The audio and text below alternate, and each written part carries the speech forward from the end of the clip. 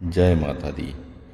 मित्रों, सनातन धर्म में जन्म से लेकर मृत्यु तक 16 संस्कार होते हैं और इनमें से सबसे अंतिम संस्कार है दाह संस्कार, जो व्यक्ति के मरने के बाद उसके परिजनों के द्वारा किया जाता है।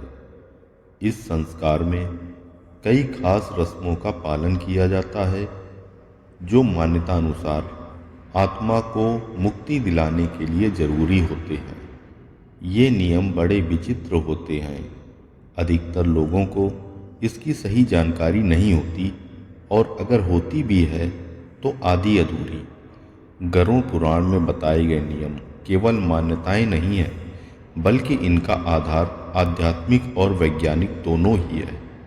आजकल लोग इन रीति रिवाजों के पीछे छुपे कारण को नहीं जानना चाहते और जो जानना चाहते हैं उन्हें सही जानकारी उपलब्ध नहीं हो पाती। इसलिए इस वीडियो में हम आपको अंतिम संस्कार से जुड़े कुछ अजीबोगरीब नियम और मान्यताओं के बारे में बताएंगे और साथ ही साथ उनका आध्यात्मिक और वैज्ञानिक कारण भी स्पष्ट करेंगे।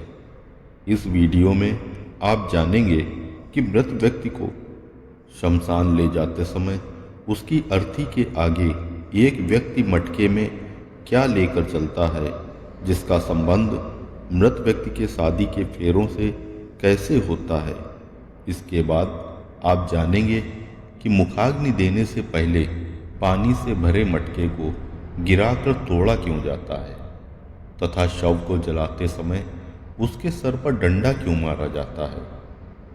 और अंत में हम बताएंगे कि शव यात्रा में मृत व्यक्ति के ऊपर मखाने और सिक्के क्यों फेंकते हैं और शव यात्रा देखकर क्या करने से आपके पाप कर्म कम हो जाते हैं।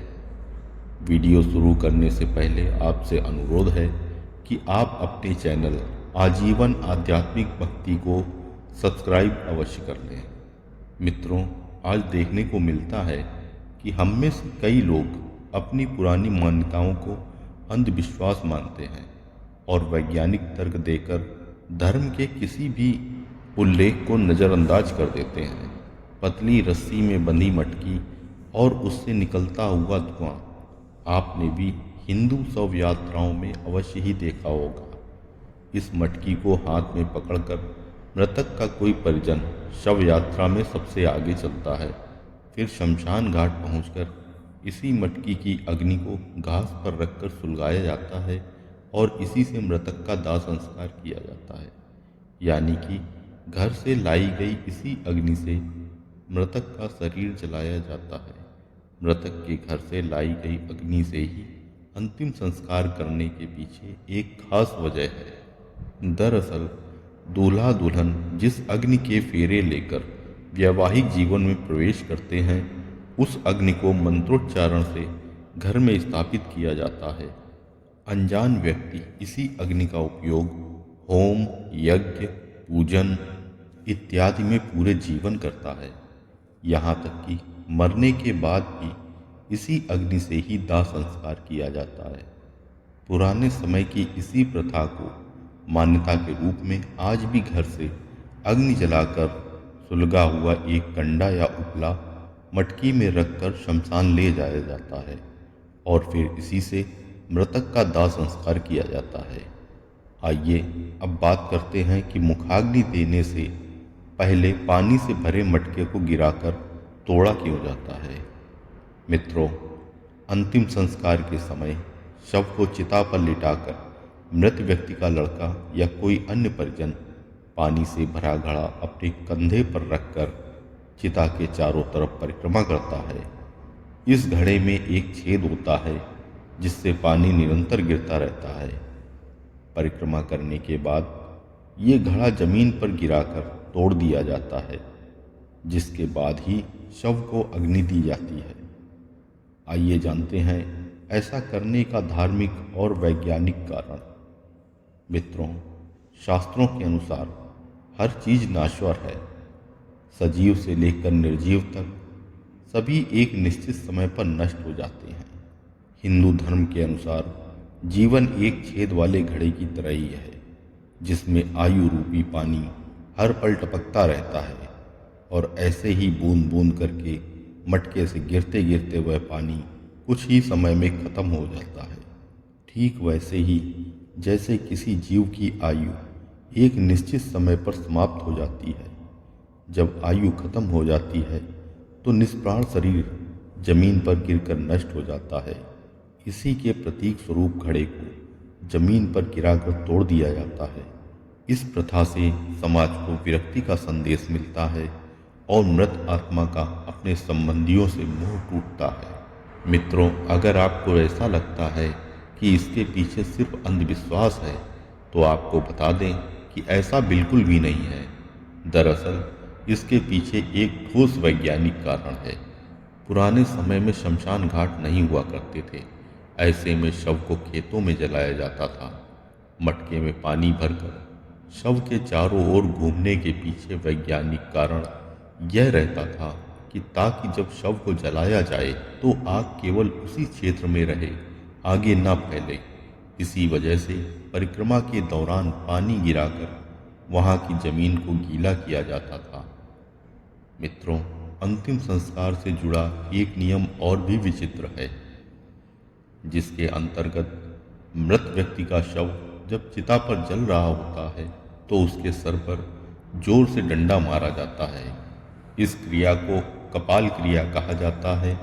कपाल क्रिया जितनी विचित्र है उतना ही महत्वपूर्ण भी है। आइए अब बताते हैं इसका आध्यात्मिक और वैज्ञानिक कारण। गरुड़ पुराण के अनुसार शव को जलाते समय यदि उसका कोई अंग शेष रह जाए तो इसको अशुभ माना जाता है। शास्त्रों के अनुसार दाह संस्कार की क्रिया से मृत व्यक्ति का अगला जीवन प्रभावित हो सकता है। इसीलिए घी और कपूर के प्रयोग से शव को पूरी तरह जलाया जाता है। कई बार पूरा शरीर जल जाने पर भी सर नहीं जल पाता, इसलिए डंडे के प्रहार से उसे फोड़ दिया जाता है जिससे वह पूरी तरह जल जाए। डंडे से प्रहार खोपड़ी के बीचों बीच किया जाता है जहाँ पर ब्रह्मरंध्र होता है। धार्मिक मान्यताओं के अनुसार जिस व्यक्ति का ब्रह्मरंध्र भेद दिया जाता है उसे स्वर्ग अवश्य मिलता है। कभी कभी यह भी संभव है कि अंतिम संस्कार के समय यदि खोपड़ी पूरी तरह ना जले तो तांत्रिक इसे अपने साथ ले जाकर तंत्र क्रियाओं में इसका प्रयोग करते हैं। ऐसे में मृत व्यक्ति की आत्मा को बहुत कष्ट पहुंचता है और मृतक के परिजन पर भी कष्ट आता है। मित्रों, अब आपको बताते हैं कि सर पर डंडा मारने के बारे में विज्ञान क्या कहता है।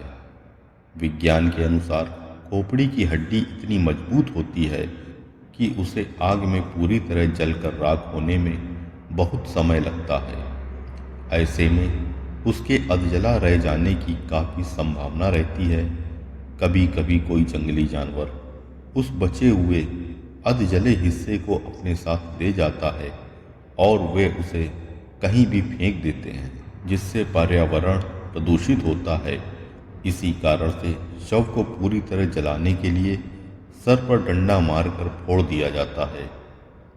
आइए अब जानते हैं शव यात्रा में मखाने और सिक्के क्यों फेंके जाते हैं।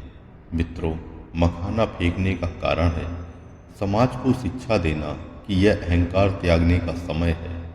मृत व्यक्ति को सामने देखकर समाज ये सीखे।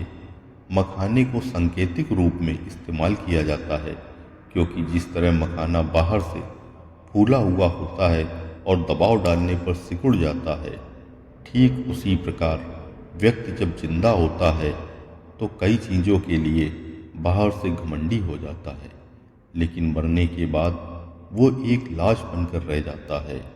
इससे यह बताने की कोशिश की जाती है कि जीवन में कभी घमंड ना करें। सिक्का फेंक कर यह संदेश दिया जाता है कि जो इंसान जिंदगी भर उसके पीछे भागता रहा है वो मरने के बाद अपने आसपास सैकड़ों सिक्के होते हुए भी वो उसे उठा नहीं सकता। हिंदू शास्त्रों के अनुसार मृत्यु के बाद मृत व्यक्ति की आत्मा परमात्मा में लीन हो जाती है, इसीलिए शव यात्रा देखना शुभ माना जाता है। शास्त्रों के अनुसार किसी की अंतिम विदाई देखने से व्यक्ति को पुण्य की प्राप्ति होती है। ऐसा माना जाता है कि शव यात्रा देखना सुखद तथा मंगलदायक भविष्य का सूचक है। मान्यता ये भी है कि यदि काम पर जाते समय शव यात्रा दिख जाए तो अधूरे काम पूरे होने की संभावनाएं बनने लगती हैं। दुखों का नाश और सुखी जीवन का आगाज होता है। जो आत्मा शरीर से तुरंत निकली होती है वह अपने अर्थी के साथ चल रही होती है और जो उसे प्रणाम करता है उसे आशीर्वाद देती है, जिससे व्यक्ति के पुण्य बढ़ जाते हैं। शव यात्रा के महत्व को गरुड़ पुराण में इस प्रकार लिखा गया है कि यदि कोई मृत व्यक्ति को कंधा देता है तो उस व्यक्ति को एक यज्ञ के बराबर पुण्य मिलता है। मित्रों, आशा करता हूँ कि आपको इस वीडियो में दी गई जानकारी अच्छी लगी होगी, तो कृपया वीडियो को लाइक करके चैनल को सब्सक्राइब करें। जय माता दी।